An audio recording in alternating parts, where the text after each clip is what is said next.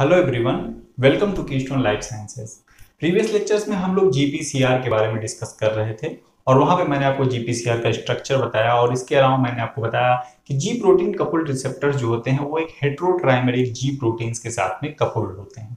ठीक है, जैसे ही कोई लाइगेंड जीपीसीआर पे बाइंड करता है तो जीपीसीआर का कन्फॉर्मेशन चेंज होता है और वो क्या करते हैं, जो जी प्रोटीन वहां जीपीसीआर से कपल्ड होती है उसके अल्फा सब यूनिट में जो जीडीपी बाउंडेड होता है उसको जीटीपी से एक्सचेंज करा करके उस जी प्रोटीन को एक्टिवेट कर देते हैं। ठीक, फिर फाइनली वो जी प्रोटीन एक इफेक्टर प्रोटीन को एक्टिवेट करता है जिसके थ्रू जो सिग्नलिंग प्रोसेस होती है वो प्रोलिफरेट करती है। ठीक है, मैंने आपको बताया था लास्ट लेक्चर में कि जी प्रोटीन्स जो होती हैं हेटेरोट्राइमेरिक जी प्रोटीन्स होती हैं जो कि जी प्रोटीन कपल्ड रिसेप्टर से एसोसिएटेड रहती हैं। उनमें 3 सब यूनिट्स होती हैं, अल्फा सब यूनिट, बीटा सब यूनिट और गामा सब यूनिट। ठीक है, जिसमें से मैंने आपको बताया था कि जो हमारी अल्फा सब यूनिट होती है उसमें जीटीपी या फिर जीडीपी बाइंडिंग साइट पाई जाती है। ठीक है, अगर वो जीटीपी बाउंडेड स्टेट में होती है तो उसको एक्टिवेटेड कहा जाता है और अगर जीडीपी बाउंडेड स्टेट में होती है तो उसको इनएक्टिवेटेड कहा जाता है। ठीक है, अपने एक्टिवेटेड फॉर्म में ही एक इफेक्टर प्रोटीन को जाकर के एक्टिवेट कर पाती है। ठीक, इस अल्फा सब यूनिट की एक और खास बात होती है, इस अल्फा सब यूनिट के पास में इंट्रिंसिक जीटी पेज एक्टिविटी होती है। ठीक है, जैसे ही अपने इफेक्टर के साथ जाकर के बाइंड करती हैं और जो हमारा सिग्नलिंग प्रोसेस है वो आगे की तरफ बढ़ता है, वैसे ही इनकी जो जीटी पेज एक्टिविटी है, इंट्रिंसिक जीटी पेज एक्टिविटी है, वो स्विच ऑन हो जाती है। ठीक है, जैसे ही GT page activity switch on होती है, जो इनसे जीटीपी बाउंडेड था वो जीडीपी बाउंडेड फॉर्म में आ जाती है। ठीक है, जीटीपी क्या होता है, हाइड्रोलाइज हो जाता है जीडीपी और पीआई में। तो जीडीपी क्या होता है, अल्फा सब यूनिट से बाउंडेड रहता है। तो जैसे ये जीडीपी बाउंडेड फॉर्म में आती हैं तो जी प्रोटीन्स इनएक्टिव हो जाती हैं। ठीक, जिसकी वजह से जो हमारा सिग्नलिंग प्रोसेस चल रहा है वो टर्मिनेट हो जाता है। इसके बारे में हम लोग आगे चल के डिस्कस करेंगे कि किस तरह से जी प्रोटीन कपल्ड रिसेप्टर्स की जो सिग्नलिंग होती है उनका किस तरह से उनका रेगुलेशन होता है, किन किन स्टेप पे रेगुलेशन होता है और ये क्यों जरूरी है। इन सारी चीजों के बारे में हम लोग आगे चल के बात करेंगे। ठीक है, क्योंकि अगर ये सिग्नलिंग लगातार चलती रहेगी तो जब हमें जरूरत नहीं है तब भी ये सिग्नलिंग चलती रहेगी। ठीक, तो फिर जो भी रिस्पॉन्स सेल में प्रोड्यूस हुआ है, ठीक है, जितनी देर के लिए उस रिस्पॉन्स की जरूरत है उतनी देर के लिए तो ठीक है, रिस्पॉन्स प्रोड्यूस हुआ, उसने अपना काम कर दिया। ठीक है, अब जब उसका काम हो गया है तो इस रिस्पॉन्स को टर्मिनेट हो जाना चाहिए, नहीं तो ये अपना काम ओवर करने लगेगा। कोई चीज अगर सेल के अंदर ज्यादा होती है तो वो हार्मफुल भी होने लगती है। ठीक है, इसके अलावा मैंने आपको ये भी बताया था कि जो अल्फा सब यूनिट होती है हेटेरोट्राइमेरिक जी प्रोटीन्स की, इनमें वेरिएबिलिटी पाई जाती है। ठीक है, ये कई टाइप की हो सकती हैं और इन्हीं अल्फा सब यूनिट के अकॉर्डिंग इसको डिफरेंट क्लासेस में क्लासिफाई किया जाता है। लास्ट लेक्चर में थोड़ा सा इलेक्ट्रिसिटी की प्रॉब्लम हो गई थी जिसकी वजह से मैं आपको ये चीजें बता नहीं पाया था। तो मैंने कहा था कि लास्ट में मैं आपको एक टेबल दे दूंगा और उस टेबल से आपको सारी चीजें क्लियर हो जाएंगी। ठीक है, लेकिन मैंने वो टेबल उस वीडियो में नहीं दिया है क्योंकि फिर मैंने सोचा कि इस चीज को मैं यहाँ पे डिस्कस कर लेता हूँ थोड़ा सा। तो जो अल्फा सब यूनिट होती है उसके अकॉर्डिंग जो हमारी जी प्रोटीन्स होती हैं उनको डिफरेंट क्लासेस में क्लासिफाई किया जाता है। ठीक है, तो मेनली 4 क्लासेस में उनको क्लासिफाई किया जाता है। एक को हम लोग कहते हैं जीएस। जीएस का मतलब वहां पे जो अल्फा सब यूनिट है वो स्टिमुलेटरी है। ठीक है, उसका कैरेक्टरिस्टिक फीचर अलग है, उसी अल्फा सब यूनिट के अकॉर्डिंग इसको जीएस कहा जा रहा है। दूसरी जीओ, जी आई ऑब्लिक ओ। तीसरी होती है जी क्यू या फिर 11 और चौथा क्लास होता है जी 12 और 13। ठीक है, अब इनके कुछ मेंबर्स के बारे में हम लोग देख लेते हैं। जीएस फैमिली में जी एस अल्फा या जी अल्फा एस और जी अल्फा ऑल्फैक्टरी, मैं इन सब के बारे में स्टेप बाय स्टेप डिस्कस करूंगा कि किस जीपीसीआर में कौन सी जी प्रोटीन एक्टिवेट होती है और एक किस इफेक्टर को जाकर के एक्टिवेट करती है, सब आपको आगे चल के बताऊंगा मैं। ठीक है, उसके बाद अगर जीएस एक्टिवेट होता है, ये स्टिमुलेटरी जी प्रोटीन है। ठीक है, और जो एक्शन परफॉर्म होता है वो अल्फा सब यूनिट से परफॉर्म होता है। ठीक है, 3 सब यूनिट मैंने आपको बताया था, 3 सब यूनिट हमने आपको बताया था, अल्फा, बीटा और गामा। ठीक है, तो यहाँ पे जो हमारा रिस्पॉन्स आएगा वो अल्फा सब यूनिट के थ्रू आएगा और इफेक्टर कौन होगा, एडेनाइलिन साइक्लेज।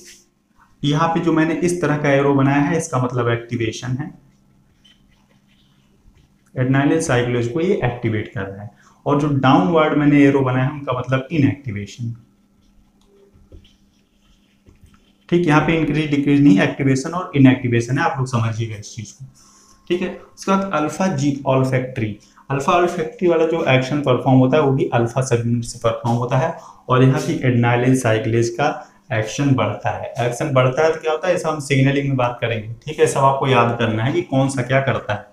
ठीक, उसके बाद अल्फा आई ऑब्लिक ओ, यहाँ पे अल्फा आई अल्फा इनहिबिटरी, ये इनहिबिट करने का काम करेगा।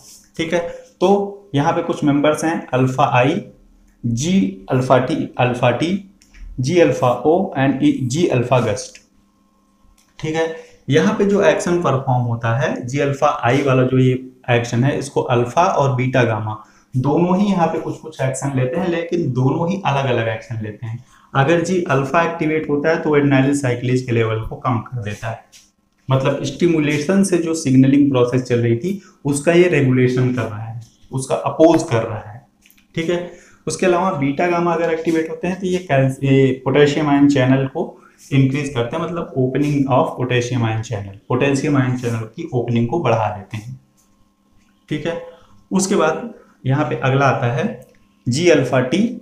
जी अल्फा टी क्या करता है, अल्फा सब यूनिट से यहाँ ये अपना एक्शन लेता है और साइक्लिक जीएमपी फास्फोडाइस्टरेज के लेवल को बढ़ा देता है। कैसे होता है सब आगे आपको बताऊंगा। ठीक है, इसको ट्रांसड्यूसिन भी बोलते हैं, जी अल्फा टी को ट्रांसड्यूसिन भी बोलते हैं। ठीक है, कहाँ पाया जाता है, कैसे काम करता है, सब बताऊंगा आपको। उसके बाद आता है जी अल्फा जीरो। जी अल्फा जीरो भी दो सब यूनिट्स से काम करता है, तो बीटा गामा से काम करेगा या फिर अल्फा बीटा गामा, तीनों ही यहाँ पे एक्शन लेती हैं। अगर बीटा गामा एक्टिवेट होता है तो ये पोटेशियम आयन चैनल को खोल देता है और कैल्शियम आयन चैनल को कम कर देता है। ठीक है, बंद कर देता है, क्लोज कर देता है। ठीक, उसके अलावा जी अल्फा जीरो, यहाँ पे जी अल्फा जीरो क्या कर रहा है, जी अल्फा जीरो जी अल्फा बीटा गामा तीनों से ही ये एक्टिवेट हो रहा है और ये काम कर रहा है। ठीक है, इसके बाद बात आती है जी अल्फा गस्ट की। जी अल्फा गस्ट अल्फा से एक्शन लेता है, एक्टिवेट द फास्फोडाइस्टरेज, क्या करता है आगे चल के बताऊंगा आपको। उसके बाद फिर आपका आता है जी क्यू। जी अल्फा क्यू में अल्फा सब यूनिट एक्शन लेती है और फास्फोलाइपेज सी बीटा का लेवल बढ़ा देती है। फास्फोलाइपेज सी बेसिकली एक मेम्ब्रेन बाउंड एंजाइम है, फास्फोलाइपेज है। ये मेम्ब्रेन लिपिड्स को ब्रेक करके बहुत सारे सेकंड मैसेंजर्स बनाता है, जैसे कि IP3 डैग, सब आगे चल के आपको बताऊंगा कि क्या फंक्शन करते हैं। ठीक है, उसके बाद जी अल्फा 11, ये भी हमारा PLC बीटा का लेवल बढ़ा देता है। और यहाँ पे G12 और 13, ये दोनों जो प्रोटीन हैं जी अल्फा 12 और जी अल्फा 13, ये क्या करती हैं, ये साइटोस्केलेटन में चेंज करवाती हैं। साइटोस्केलेटन का जो अरेंजमेंट होता है रो जेफ को एक्टिवेट करती हैं और रो जेफ रिस्पॉन्सिबल होता है साइटोस्केलेटन का जो अरेंजमेंट होता है सेल्स के अंदर, उनको रेगुलेट करने में ये इंपॉर्टेंट रोल प्ले करता है। ठीक है, तो इस तरह से जी प्रोटीन्स आप देख सकती हैं बहुत वास्ट मेजॉरिटी ऑफ जो एक्शंस हैं वो सेल्स में ले रही हैं। ठीक, इस पूरे चार्ट से हमको एक चीज ये समझ में आई कि अगर कोई भी GPCR एक्टिवेट होता है, कोई भी जी प्रोटीन एक्टिवेट होती है, तो उसकी इफेक्टर प्रोटीन्स दो तरह की प्रोटीन्स हो सकती हैं। ठीक है, अगर GPCR सिग्नलिंग एक्टिवेट हो रही है, अगर GPCR सिग्नलिंग एक्टिवेट हो रही है तो दो तरह की प्रोटीन्स यहाँ पे एक्टिवेट होंगी। ठीक है, एक तो या तो कोई मेम्ब्रेन बाउंड चैनल होगा, मेम्ब्रेन बाउंड आयन चैनल, या तो ये किसी मेम्ब्रेन बाउंड आयन चैनल को रेगुलेट कर रही होंगी या फिर किसी मेम्ब्रेन बाउंड एंजाइम को